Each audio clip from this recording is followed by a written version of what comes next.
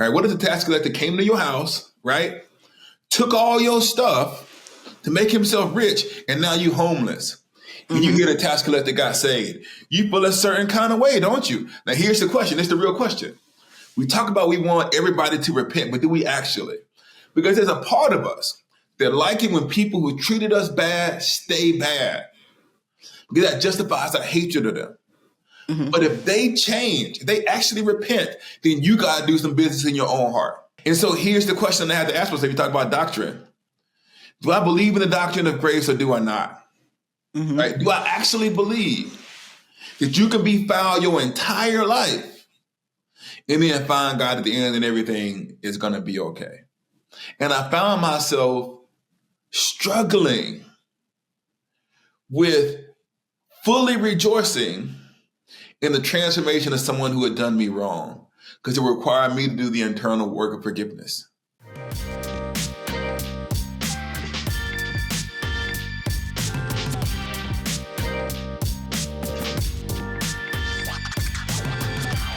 What's up, everybody? This is Lisa Fields, the founder and president of the Jude 3 Project, and these are 5 highlights from 2023. Number 5, we released a critical and important curriculum for parents to talk to their teens about gender and sexuality in partnership with Access.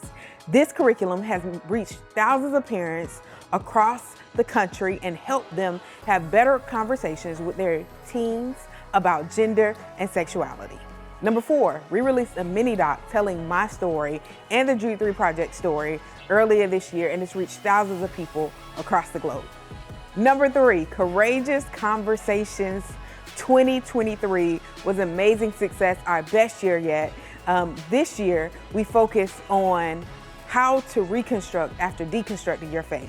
And we have so many testimonies of countless people that have been blessed by Courageous Conversations in person and virtually, and continue to be blessed through our on-demand option. Number 2, as you know, we released our Juneteenth documentary last year, but this year it got picked up by PBS and was available in millions of homes across the country on Juneteenth of this year. That is so amazing. God is so good. And number 1, I am so excited that our Unspoken documentary was picked up by Tubi this year, so it's available free to anyone who wants to watch it and reaches our target audience of skeptics who are struggling with this idea that Christianity is a white man's religion. And that's not all. This month, it was picked up by Fox Soul and aired on national television for the first time, available in millions of homes across the world. We could not do what we do at the Jude 3 Project without you. We have so much lined up next year. I have a book coming out next year that I'm excited to tell y'all about, When Faith Disappoints, the gap between what we believe and what we experience. And there's so much more that we have lined up for 2024. The amazing thing about 2024 is our 10-year anniversary. Jude 3 turns 10, 2024. And so we want to encourage you to stay tuned to all of our socials, subscribe to our newsletter for the exciting things we have coming up in 2024. Thank you for helping us reach these milestones this year. And if you want to continue to help the mission and vision of the Jude 3 Project and help us finish this year strong, or if you see this in the new year to help us continue the work we do for the Jude 3 Project, you can give online at jude3project.org/donate. You have the option to give online, or there's an address to mail your check in person. Every gift you give helps equip. We could not do what we do without you. So thank you. We appreciate you, and more to come. Grace and peace, and God bless. Well, thank you for watching another episode of the Jude 3 Project podcast. As always, I'm your host, Lisa Fields, the founder of the Jude 3 Project. And as you can see, I'm not in studio today. I'm in my home office. I wasn't able to get there today. So, we are joined by somebody who's no stranger to the Jude 3 Project. He's probably been on everything we put out almost. Yeah. Dr. Esau McCaulley. He's our New Testament theologian in residence for Jude 3 unofficially. I saw this other podcast. I think it was Jamie Ivey, where they had like a wall that if you went on there 6 times, you got to be on like a bulletin board or something. I need to be on like the I got to get you a bulletin board. I got to get you something. A regular contributor or something. Yeah. But for those who haven't seen you on here, maybe new to Jude 3 Project, just tell our audience just a little bit about who you are. Yeah, I'm Esau McCaulley. I'm an associate professor of New Testament at Wheaton College. I'm also a contributing opinion writer for the New York Times. Write for them about once per month. I'm the author of, I think, 5 books. What is it?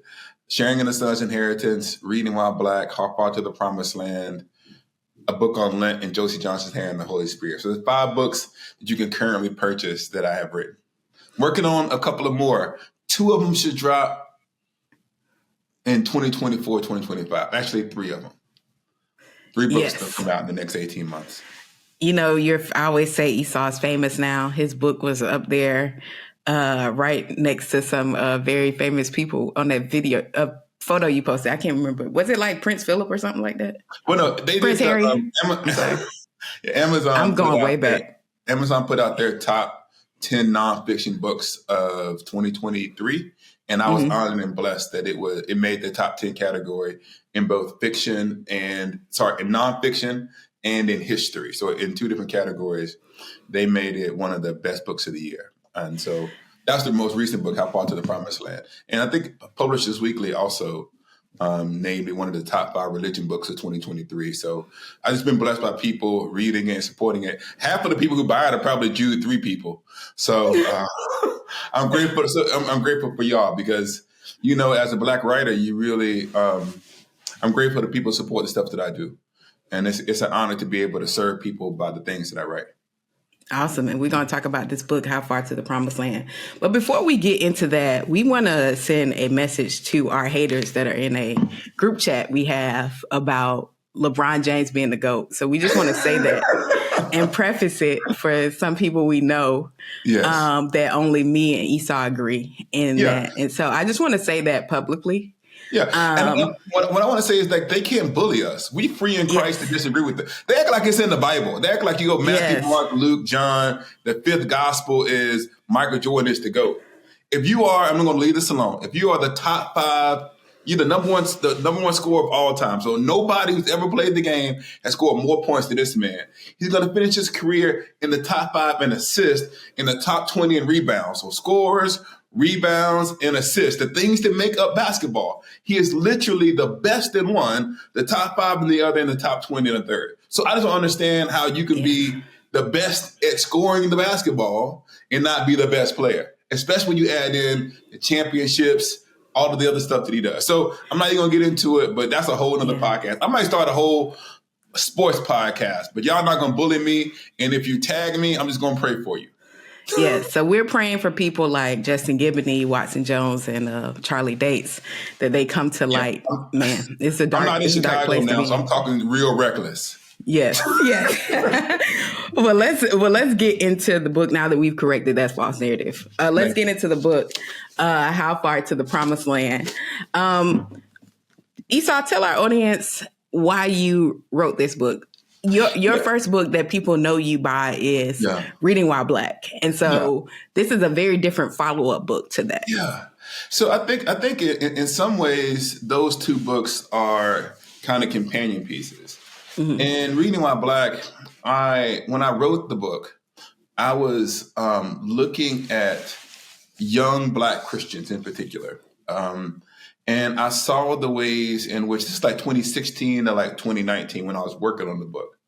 I saw the ways in which what was going on in society, especially the way the Christians were acting, were causing people to believe that you couldn't be a Christian who believed the Bible was true and cared about, the disinherited and the oppressed peoples of God, peoples of the world. And so I wrote Reading While Black to talk about how in the Black church, we've always combined orthodoxy, the things that we believe, with the practice towards caring for the poor and the needy. And we read the Bible in that way. But I think that sometimes we can treat Christian faith as like a series of intellectual arguments. And Reading While Black is a bunch of intellectual arguments about these things. But that's not how I became a Christian, right? I didn't become a Christian because I sat up somewhere and I thought of these ideas and I started to follow God. Christianity is like something that we make sense of over the course of our life, right? And sometimes when we do the things that we do, me and you, we get on the internet and we talk about God. And people can get this misconception of who we are. That, oh, you're one of those people who are Christians because it's easy for you and you don't understand what it's like to kind of go through difficult times. And so How Far to the Promised Land is really me telling the story of not just my life with God, but my family's life with God over the course of generations. Because sometimes we need an argument, and sometimes we need to be able to just see what it looks like, to see someone struggle to make sense of what it means to follow Jesus. And so I wrote How Far to the Promised Land to really tell the story of what it looks like to wrestle with God. Because I think that we talked about this on the phone. This is the problem why we get on podcasts, because we had half our conversation before we logged on. We talked about yesterday how, I can give you like 10 proofs for the resurrection. And I can say, here's why I believe. But I can also say, here's how my belief in the resurrection helped me through this season of my life. And so if Reading While Black was the first kind of apologetic, then How Far to the Promised Land is the other kind. Yeah, no, that's really good. Storytelling, I feel like my mentor used to say, illustrations are the windows that let the light in. And storytelling allows you to come through the back door while kind of propositional truths. You're walking through the front door, like, Yeah, one of the interesting things about the Bible, even something as simple as the Torah, we think of like the Torah or the law. And when someone says, well, what is the law? They will say, well, the law is a bunch of rules that we have to follow. But even the Torah, the thing that is called, the section of the Bible that is called the law, is mostly story. Mm-hmm. Right? So Genesis, mostly narrative. Exodus, mostly narrative. You have Leviticus, Numbers, a lot of stuff. Narrative. And so even significant portions of the Torah is story. And significant portions of the Bible is story. And one of the things about a story is, in the story, it's not a direct path, right? Beginning, middle, and end. It's a lot of wandering. And so in the story, you learn both through the things that you do well and the things that you do poorly. And so my story isn't a hero's journey. It's not like, here's how I overcame all of this stuff and made it to Jesus. It's like, a lot of times I was a mess. My family was a mess. And one of the questions that we often have to ask ourselves, and this is kind of like, I don't know, I don't want to put my trauma on everybody else. Sometimes you got to ask the question, where was God at in all of that mess? Mm. And so How Far to the Promised Land is me trying to wrestle with, where is God in the midst of I call them the three overlapping traumas that are at the center of the book. Family trauma, that's one thing that's a significant part of the book. The second one is anti-Black racism. Mm-hmm. And the third one is real poverty. So how do you find, so the way, I'll take a step back and I won't ramble too much on it. Certain books talk about, like coming to God as an intellectual exercise. But this book deals with coming to God in the context of a family that is complicated, an America that is complicated, and what it's like to really live without a lot of resources.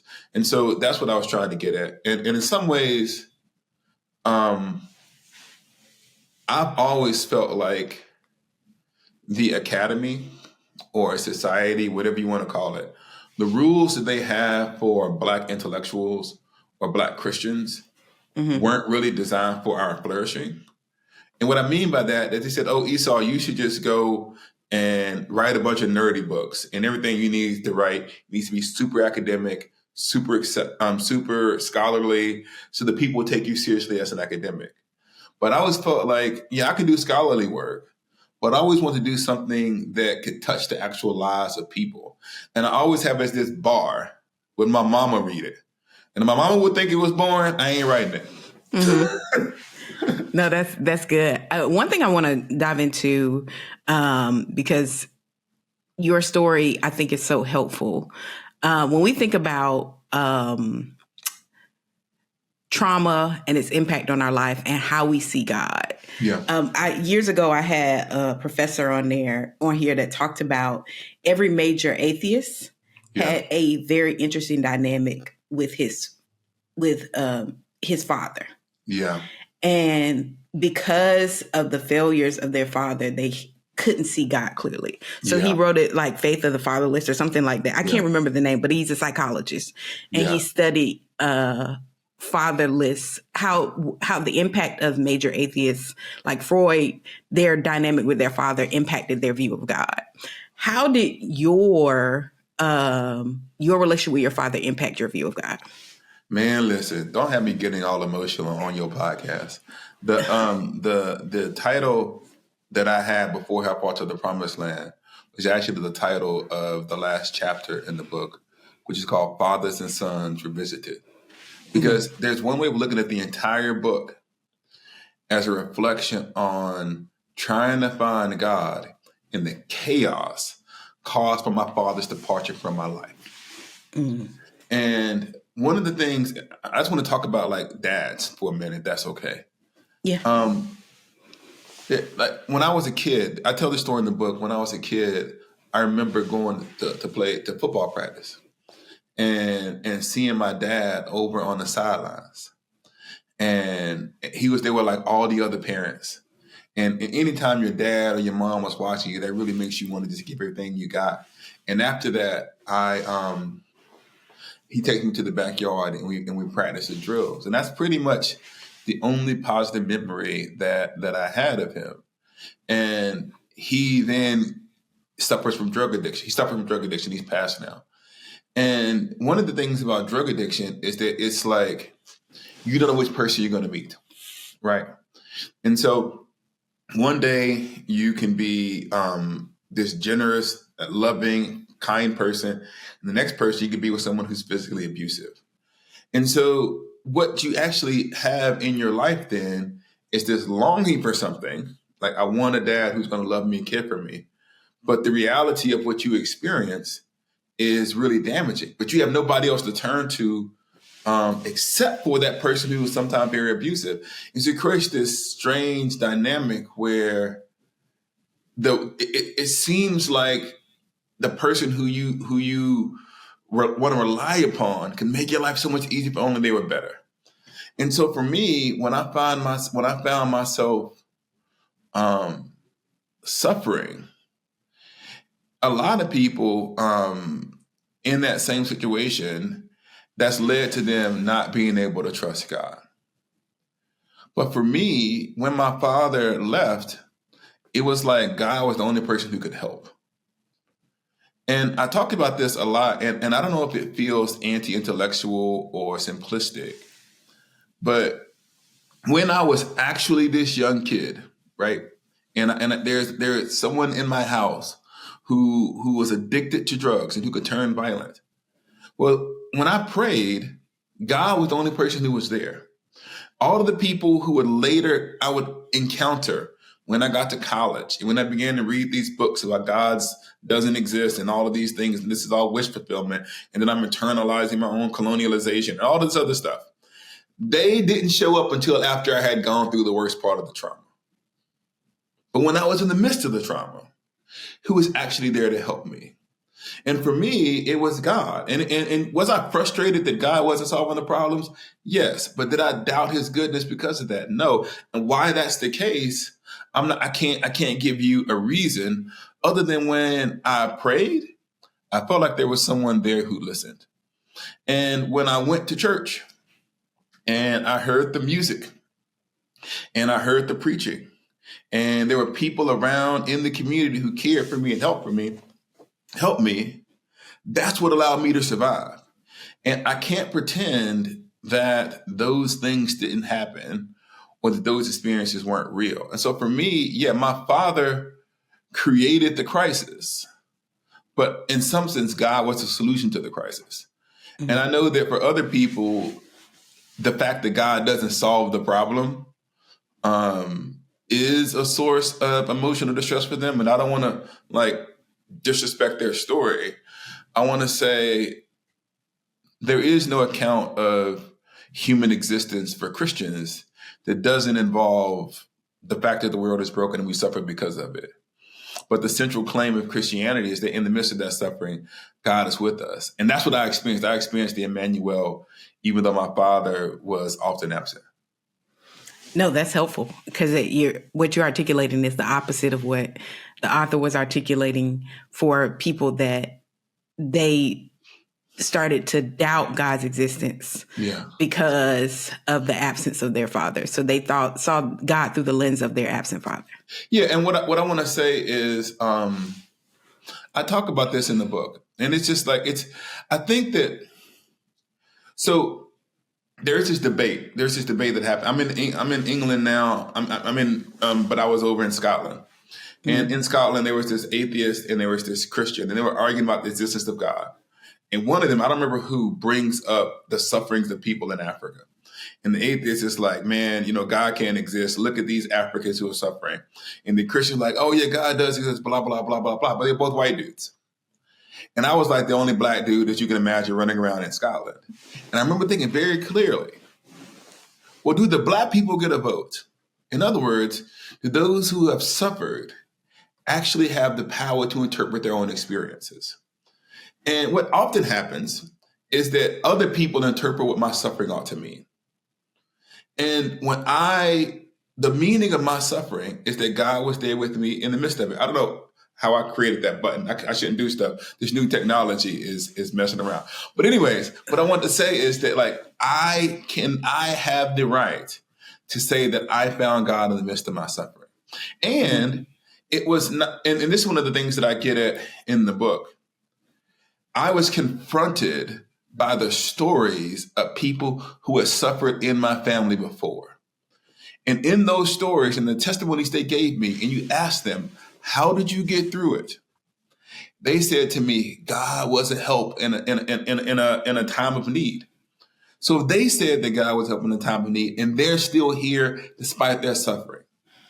And I'm now going through the suffering, and I experienced some feeling of the presence of God. Then I don't think I'm a fool for concluding that God is with me. And so I think that what I was trying to do was narrate that. Now in the book, it doesn't come across that way. In other words, in the book, there isn't this confident assurance at every moment in the story because it's unfolding as a narrative. Mm-hmm. And I think maybe this is what I keep talking about. People hear us talk at the conclusion of these stories, not the middle of them. And so you can get this wrong understanding that as I'm going through this moment, there is no doubt. My father's gone. No. That doubt is there. And that's why it's recorded in the text. It's recorded in how far to the promised land. So I don't seem arrogant or dismissive. So it doesn't seem like if I say to you, I know you've been through some stuff, but I want to testify to you that God is good. It doesn't feel like a cheap, I wouldn't say that to anybody anyway. I don't talk to people that way.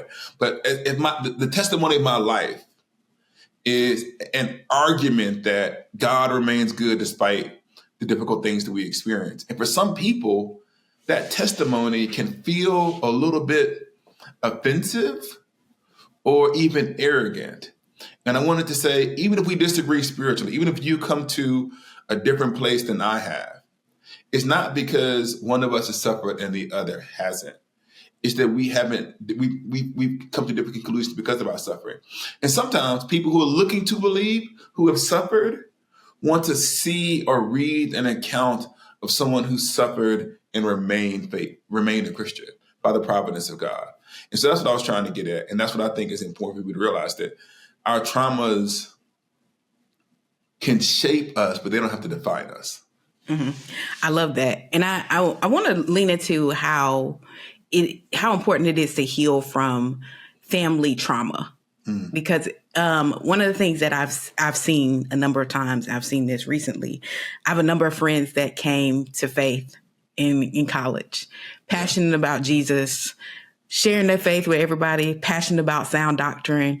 Back then when, 116 was in, everybody was getting into Reformed theology, reading Piper, John MacArthur, all the things. And then I noticed most of those people are not in the faith anymore. Yeah. And when I talk to them, because you think, okay, their doctrine was quote unquote sound, which that could be a whole nother conversation about what is sound doctrine. But when I talk to them, a lot of it has to do around traumas. So I know a guy, he was like, he had this addiction. And he was like, I listened to a Piper sermon, and he was like, the way to overcome is to know more about God. And it was something, it was like to know the holiness of God, or something that if you know more about God, you will overcome this temptation. Yeah. And he kept falling into this temptation over and over again. But what happened when he went to see his therapist is that he was molested as a boy, and he never dealt with it. So he was trying to learn his way out of sin instead of processing through the traumas that he went through as a child. And so I think when I'm hearing people and falling away, they thought they could learn their way through trauma instead of tackling the trauma. For you who are a New Testament scholar, you know sound teaching, you know the Greek, the Hebrew, all the things. Yeah. It wasn't just enough to learn through it. You had to actually deal with it. Can you speak to those who are trying to learn through it instead of deal with it? Yeah. Now, I think it's really important that, you set up like one failure, which to have all head knowledge and no experiential knowledge. And there's also the danger of having all experience and no guardrails spiritually. We're going to just assume that we're talking about this other thing. And I think that the truth is, what Christianity can do for you is to give you the power or the strength to have the things that would destroy us not destroy us. That doesn't mean you don't have to deal with them.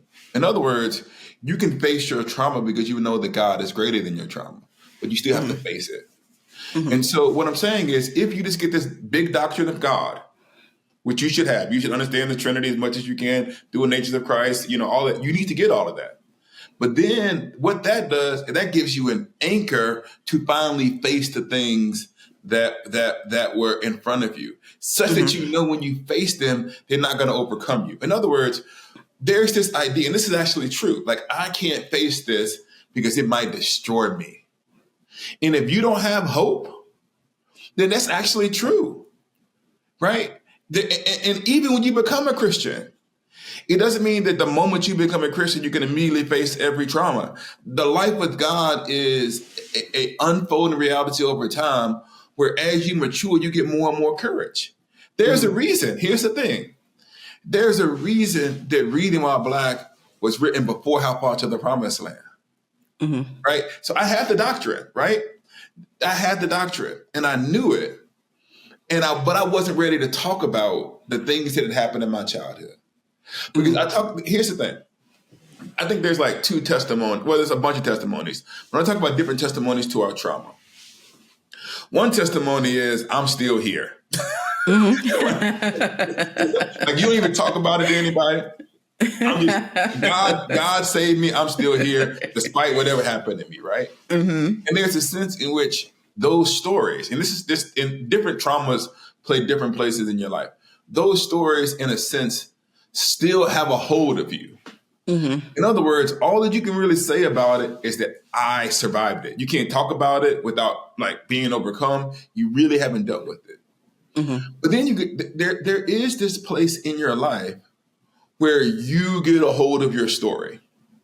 In other words, instead of them having emotional and spiritual control over you, you learn to face that trauma, deal with the pain of it. It doesn't mean that it doesn't hurt, but it no longer paralyzes you. And you've gained control. And I think of my past as like this wilderness. And there's wild narratives running around. And piece by piece, the Spirit of God is slowly reclaiming parts of the narrative. Reading How Far to the Promised Land ain't my whole life. It's the stories that I've now taken control of. There's still stuff that God has worked with in my life. Now, you do get to this third place, which I think is it's not the most mature or beautiful. That's not what I'm saying. It's a grace. You can get to a place in your life where you have such a control over your story that it can then become your testimony.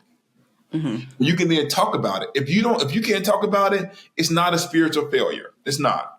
Some things that you just may never talk about, maybe between you and the Lord until you return.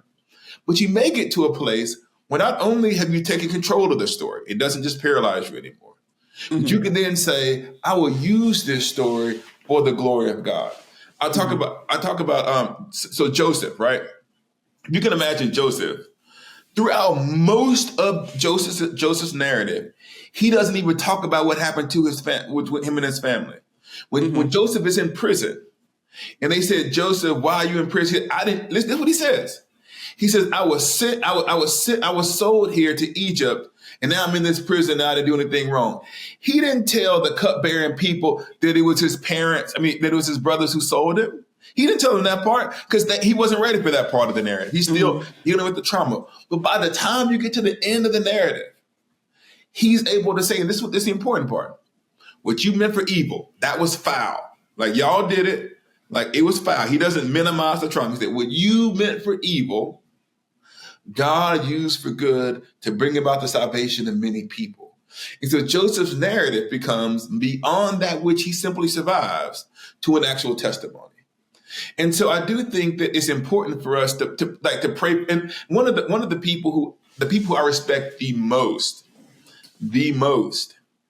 because like I was a victim of domestic abuse. I was physically abused, right? But there are people who were like sexually abused, who are now advocates for abuse reform in the church and in the world. And they tell the most difficult parts of their life as a means of helping others. Mm-hmm. Every abuse survivor doesn't have to do that. Mm-hmm. That's not your call if God didn't call you to it. But the fact that they were able to survive that story and to use it to help save other people is I think worthy of our respect and admiration. And sometimes people who are survivors of abuse are helped by the fact that they can see other survivors of abuse. It doesn't normalize it, doesn't make it right. It doesn't mean that God didn't allow it to happen so they can then have a testimony. I'm not saying any of that. I'm saying that person's present survival is an encouragement to other survivors. And so what I want to suggest then is that for the parts of our story that we can handle, then it's good. Now, and this, I know I'm talking about this trauma stuff, and I'm not, when I say this is not me, like, hopefully this doesn't sound judgmental. This is just like a statement of some things that I see, and maybe from my own life. I may have talked about for me, the other people. Sometimes in my own life, especially when I used to talk about my father when I was young, when I used to preach about him when I was young, I talk about me. I hadn't actually processed that trauma right. And so it wasn't actually me having control of the story. I was venting in front of the public. Mm-hmm. And I couldn't, but it was a part of my testimony, but it was like, I'm also trying to get back at that dude who wronged me. I'm like, I'm still here, forget you. And so I do think that we have to be careful. No. Careful is the wrong word because I can't tell people how to do it. Sometimes I see people who are still processing their stories. Mm-hmm. And I wonder, maybe that's just a stage they have to go through. But I'm not sure that we are ready to help people unless we are in a healthy place ourselves. Yes. And I'll say for me, before y'all knew me, this is like, maybe it was on the internet, but like before I had a public profile, I don't know if everything that I said was actually helpful. And that even people who connected to what I was doing was connected to my trauma. We shared a trauma, but neither one of us knew how to point towards healing. There's a bunch of dudes who all of us who had jacked up dads growing up, and we all had dysfunctional relationships with women because of it, but none of us was helping each other. But all reflecting the same trauma. Trauma bonding. And had community around that trauma, and then repeating the wrong wisdom that we got from that trauma as if it just all made sense. We're just a bucket of mess together. And so yes. I do want to say maybe I could have, in retrospect, been wiser and how I engage that stuff. I'm not talking about anybody else. Because one of the other things is really, what I'm thinking about as I'm saying all of this is I'm not going to tell some traumatized person that they're processing their trauma in the wrong way. Because the whole point is that you traumatized. And when you traumatize, you just do stuff, right? I mean, in other words, like, I can't say you tripping because I don't disagree with how you would do it. if I myself was tripping when I was going through my stuff. And what trauma does is it messes with our brain. And so one of the hardest things for me to maybe do, I'll put it this way, is that sometimes I feel like as a Christian who's in public, we catch strays because we become outlets for people processing trauma related to disappointments with the church that may not have anything to do with us. And I used to get offended by it. But now I just understand, and it's not just hurt people. It's that hurting people are, no matter what they say and what they do, are worthy of our compassion and our love and our care and how we describe them and interact with them. No, that's helpful. One of the things I love that you said about, we can't tell people how to process, right? However, there is this line in which we have to know, have I even internalized it and processed it myself? So I look back on my Facebook memories every day to see what I was thinking 5-10 years ago. Yeah. And there's some statements I made about God, that are true. Love your enemies. Yeah. But you don't really know what that means till you had to love your enemy. You know what I'm saying? You're making a true statement, but you haven't had to go through what it's like to actually have to love someone that hurt you deeply. Yes. What it means to have to forgive. Yes, it's true in your head. That's when we were reading this in homiletics. I remember Kevin King, my professor, love Dr. King. Shout out to him. He said he had us read this book. It was a little exercise for young theologians. Yeah. And in the book, the author says, I don't suffer listening. He said, I don't listen to messages from first year seminary students. And he was basically saying, because they haven't processed the information that they're getting. So it's like, yes, I'm getting all this knowledge about God, all these ideas, intellectual ideas, but it's just in their head. They haven't even processed fully the implications of it. But because it's new to them and they're excited about it, they just want to share it with the world. And I see that happening similarly with what you're saying on social media. Influencers get a lot of head knowledge and then they shoot it to the world experts, but they haven't let it move from their head to their heart. So here's the thing, and this might be 20% too real, because here's a secret part of how parts of the Promised Land that people may not have paid attention to. So if you haven't read it, hope you still read it. But the opening passage is the story of the Pharisee and the tax collector. Everybody loves that passage, right? One guy comes in and goes, I'm glad I'm so righteous. I'm not like this other dude. And the tax collector says, Lord, have mercy upon me, a sinner. And we love to preach that. We love to preach that in the church. It doesn't matter what you did. You can come to Jesus, blah, blah, blah, blah, blah. All of that stuff is good. And I used to preach that too. And then I thought about this because it was the passage that I preached when my father died. It's the passage that I felt like God had led me to use in the sermon. And this is the reason why. It's easy to root for the conversion of the tax collector in abstract unless you actually knew him. All right, what if the tax collector came to your house, right? Took all your stuff to make himself rich, and now you homeless. And you get a tax collector got saved. You feel a certain kind of way, don't you? Now here's the question. It's the real question. We talk about we want everybody to repent, but do we actually? Because there's a part of us that like it when people who treated us bad stay bad. Because that justifies our hatred of them. But if they change, if they actually repent, then you got to do some business in your own heart. Then you got to say, well, how do I now process the change dynamic in our relationship? So for most of my father's life, he was an addict and a criminal. And he caused us real pain.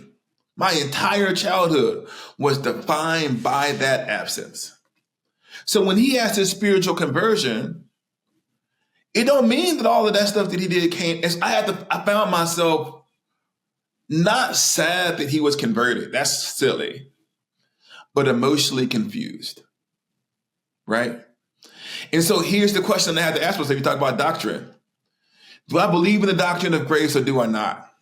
Right? Do I actually believe that you can be foul your entire life and then find God at the end and everything is going to be okay.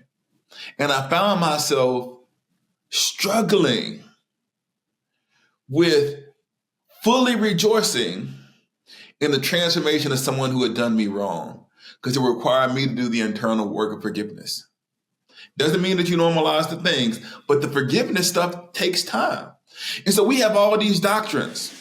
And you don't, one of the questions they ask me, you travel around the country, they say to me, Esau, what's this one thing you would tell people about the next 10 years of the church? What would you tell young people to get ready for? I said, I have no idea about what's going to happen 10 years from now. I'm not a prophet, but I would tell y'all this, you don't know what you believe yet. You don't know, because you don't know until life has really knocked you over. Yes. And you are face to face with it. Then you find out whether or not you believe in grace, or when there's really no reason for hope. Then you find out whether or not you believe in the resurrection. In other words, life. I remember my mom. Old folks, they say you ain't lived long enough yet. That didn't make any sense to me until I lived a little bit longer. Or you see the people in church. I remember so clearly thinking, it don't take all that. Like somebody would sing a song, the sermon hasn't even started yet, and they shouting. I was like, you don't need to take all of that until you went through something, and you could just be minding your own business in church. And all of a sudden you remember, I can't believe God brought me through that. And now you're overcome with emotion. You don't got to be preached into it or prayed into it. You just got to be in the presence of the people of God. And so what I'm saying about doctrines are important. I think that there's a thing called orthodoxy that actually set the boundaries that allow our spirituality to flourish. But until we're tested, right? It's one thing to believe in the authority of Scripture until Scripture tells you something you don't want to do. Yes. Right? And then you find out, because I'm telling you, there's always going to be a reason to choose disobedience or doubt, because the church is always going to be a mess. I'm not downplaying it. I'm just telling you what it is. Our doubts, when matched up with the church's hypocrisy, is always going to be a lane that allows us to head away from the faith. And until we come to that place where the avenue of departure opens for us, and we ask ourselves, do I really believe this stuff? Then we find out who we are. Yes, that's true. We find out, do we actually believe in forgiveness? Do we actually believe in grace? Do we actually believe in mercy? A couple weeks ago, I had to be confronted with my own beliefs. I had somebody years ago that hurt me deeply. And it was like a year ago, I said something smart to them, but I felt justified because I was like, that smart comment was no match for the... If my smart comment was at a 5, what they did was at 1,000. And I heard God in my devotional time so clearly apologize. And I had to wrestle with God. Like, I ain't apologizing. I'm amazed to let you. You might have to tell me off air, because it's folks who says mean stuff to you that I don't even mess with. It's folks. I need a list, because I have a list. If you beef with one of my friends, I'm beefing with you. So if you'd have forgiven somebody, I'm not. It's not anybody. It's not anybody in the world you would know. If you mistreat me, so I'm not coming on any of your shows. I'm not doing any of your podcasts. I'm not doing nothing. I'm gonna say it. You gotta be gracious. Esau, we just talked about that. Sorry. See, that's what I'm talking about. I was just super spiritual, and then the flesh came out and said, I'm super sad that you mess with one of my friends. Okay, I repent. I will come on your stuff, but then I'm gonna talk reckless to you. No, see, but I'm gonna be all the way saved. But I had to really apologize, and that took a lot out of me. But it was like, it is my therapist said this to me when I was telling her this story. She said, that is what it means when Joseph was kind, when it talks about Joseph being kind to his brothers. Yeah. And I was thinking about that. She was like, now you understand kindness Yeah. Not just to people. She was like, you could be a kind person, but it's a different kind of kindness. Yeah. To be kind to the people that have hurt you deeply. Yeah. And so I think, that's when it becomes transformation. You know what I'm saying? So one of the things that's really interesting is that if you read a lot of my writing, I mean, you don't have to, I'll just tell you, I don't actually talk a lot about like justification by faith or salvation by grace as doctrine. So most of my stuff, my writing hasn't been on the doctrine of grace. But How Far to the Promised Land doesn't quote hardly any Bible, but it's an extended reflection on the doctrine of grace. That's what it is. Can we have grace towards the people who genuinely hurt us? Can we find beauty in the midst of brokenness? And yes, you can say, I believe that I am saved by grace and that everybody is saved by grace who, come to faith or whatever. Mm-hmm. But what does that actually mean in a life? Because some people who have real doctrine can be real mean. Mm-hmm. And one of the things and this might be a danger to our doctrine brothers and sisters. And I'm on that team, so I'm talking from within that side. You can get so frustrated by people who don't hold to your doctrines that you lose the fruit of the Spirit, which is part of the doctrines that you hold dear.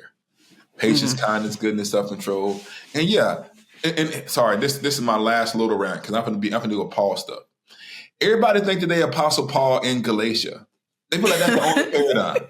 Like, I'm confronting false teachers. Paul didn't do that every single book. So the question is, if you in Galatia all the time, have you never been to Philippi where he loves everybody there? Have you never read in the part in Corinth where the fruit of the Spirit is there? In other words, Paul is often, no matter how whack the church is. For example, Galatia is probably the most messed up church that Paul has. Maybe it's fighting with Corinth, right? But Galatia's really messed up. And he comes for them. But in that same letter is actually where he articulates the fruit of the Spirit. So his most beautiful depiction of life together, patience, kindness, goodness, self-control, is in his letter where he speaks most plainly to them.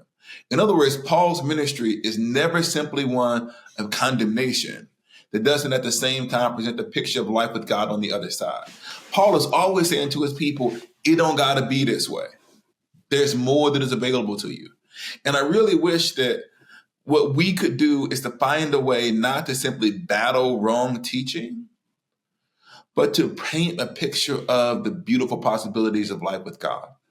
And if we have to ask ourselves, as I go through my life and my ministry, how much, and maybe everybody called to be Jeremiah and Paul in Galatia. Maybe that's everybody's call.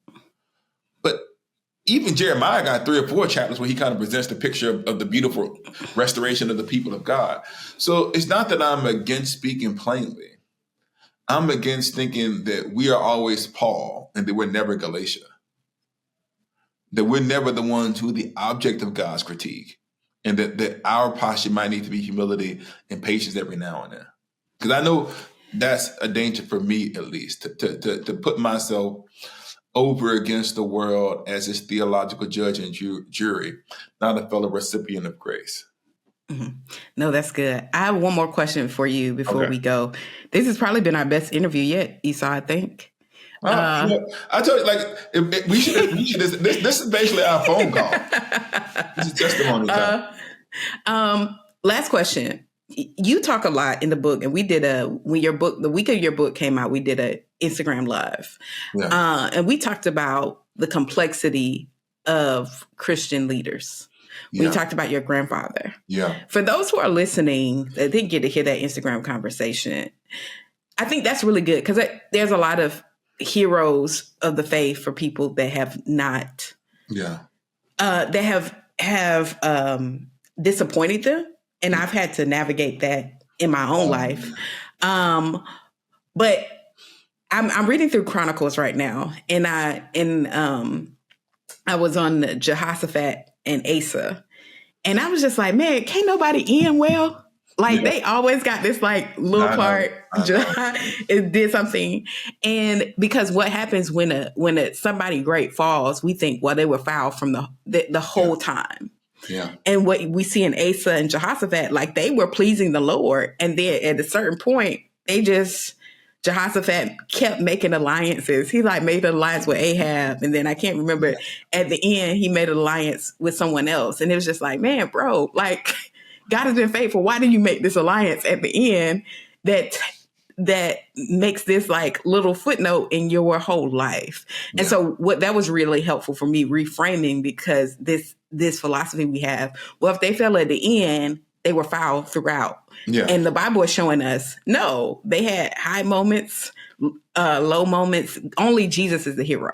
And so the Bible is giving us that only Jesus is the hero. Yeah. For you having to navigate that with your grandfather, just share a little bit about that. Yeah, I'll try to tell his whole story, but he's kind of he's like each different chapters focus on different people from in my family. He has his own chapter, and one of the things that I sat down and talked with him about was his call to ministry, and he talks about when he was growing up as a pastor. They called the pastors chicken eaters, because they would preach, and at the end of the sermon, they would get some fried chicken to eat. And so people assumed that they were doing it for money. And so his goal in life was to kind of be seen as this ethical pastor who did things the right way. And so I talk about how he begins by, preaching, he traveling around segregated Alabama, doing all of this stuff. But what happens is the woman who he marries, my grandmother, struggled with gambling addiction. And so by the time I'm born and I come of age, there is effectively a gambling ring being run out of my grandfather's house. And so if you don't know how numbers work, I mean, if y'all not from the South, I don't know if y'all do it, but my grandmother was running numbers out of the house, where they would come in and you would gamble. And then on Friday and Saturday nights, they would come and effectively have a speakeasy downstairs, where upstairs there'd be frying plates of fried chicken and catfish, and you would bring it down, and they would give you money for the food, and then they would do poker and tonk and spades for money downstairs. And as one of the kids in the family, I would serve the food. Sometimes I would stand beside them. If they won a hand, they give me like a 20, and I would come up that night. I thought it was a good night. But while that was happening downstairs, my grandfather was upstairs writing the sermon. And so in the same house, and I would see the people from the church who would come to the house, gamble, and then I see them at church on Sunday. And so as a kid, I'm like, well, hold on. They're supposed to be like the man of God's house, but y'all gambling and doing all of this stuff, drinking, smoking, cussing, lying, cheating, all this other stuff. And then I'm hearing this sermon and seeing these same people in church. And so a lot of people in my family, you talk about like religious trauma or whatever you want to call it. A lot of people in my family kind of struggled. The children from my generation struggled with Christian faith because they saw the hypocrisy, right?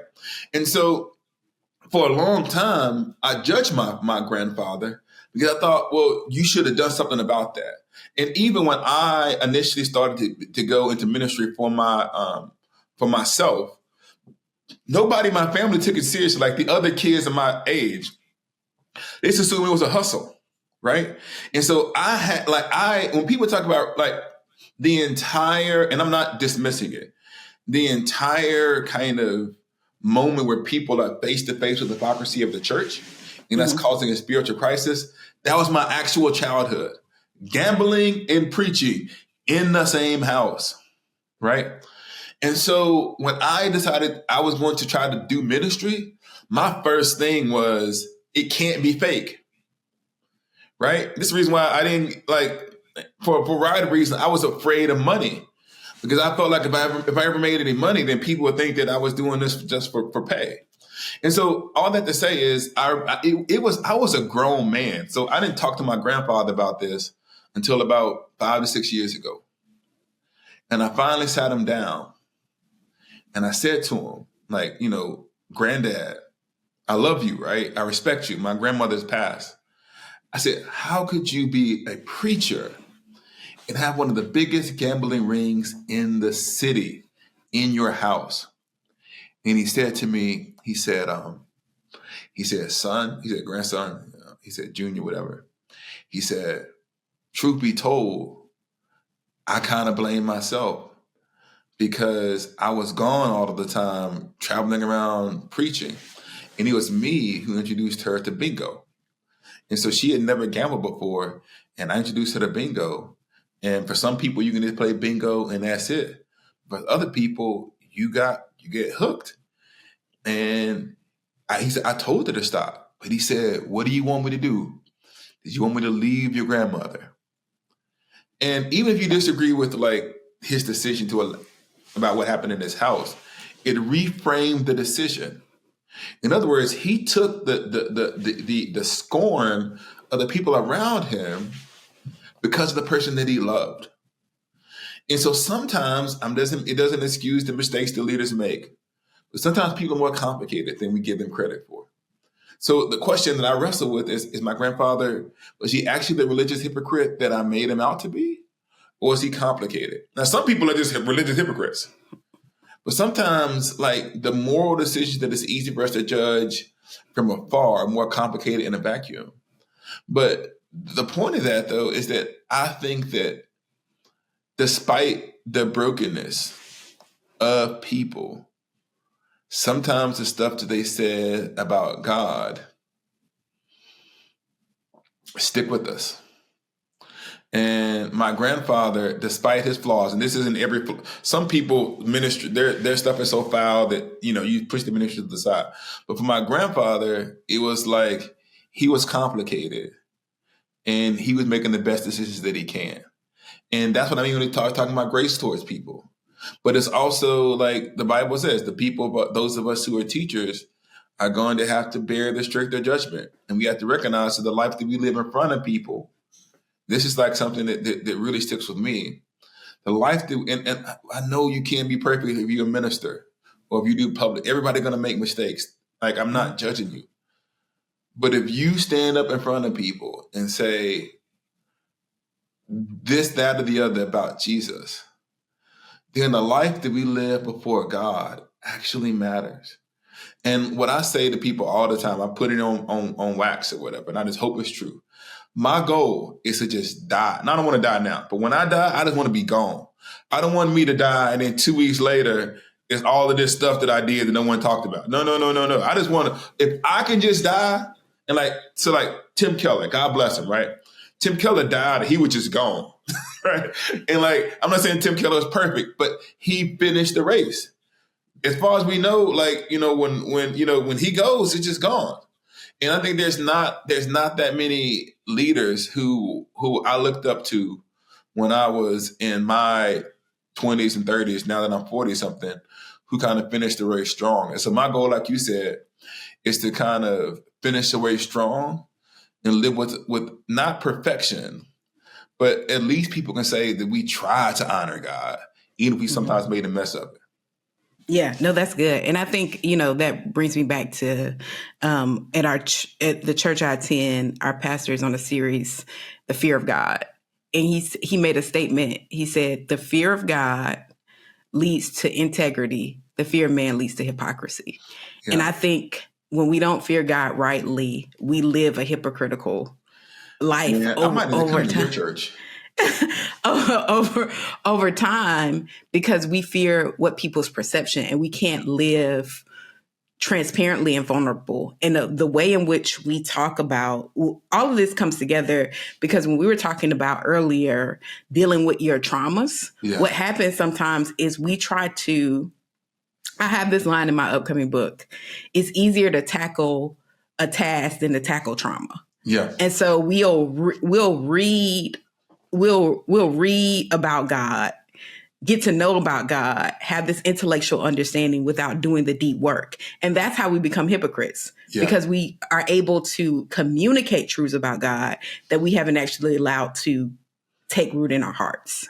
And that creates a duplicity. Let me tell you, we need to get off the podcast, but I want to tell you this part. People might wonder why I don't argue with folks on the internet anymore. Like, you will see, you can say what you want to me. God bless you. I'm not going to respond to you. And let me explain to you why. And this relates to exactly what you just said. When my wife was deployed in the middle of the pandemic about 2 or 3 years ago, and I had my 4 kids by myself, She had been gone. She'd be gone for like 8 months. It was like 5 or 6 months into the deployment. And I was sad because my wife was gone. And I had the kids who were around, and it was dark, it was a pandemic, and it was horrible. And I got on the internet, and somebody said something that wasn't true about theology or something, and about me. And I'm arguing with this person. And I remember having this clear thought. Are you mad about this doctrine, or do you miss your wife? And I said, well, this person is wrong, but it's actually all the stuff that's going on in my life. And I said, you're using this internet beef to process your anger. And then I said, well, what if, and I don't know, whoever it was that I was beefing with was also going through something in their life, and we're both arguing, but it's actually unprocessed trauma going on behind all of that. Mm-hmm. And I said, you know what? I don't know any of these people. And I don't know what they're going through. So this argument that I'm having with them that I think is intellectual could do real emotional damage. Folks said stuff to me on the internet that ruined my whole day when I was already going through something. And I was like, if you knew what I was going through, you wouldn't have said that to me even if I was wrong. Yes. And so I said, you know what I'm not going to do? It doesn't mean that I don't actually post much on you, but it's not that I don't say stuff.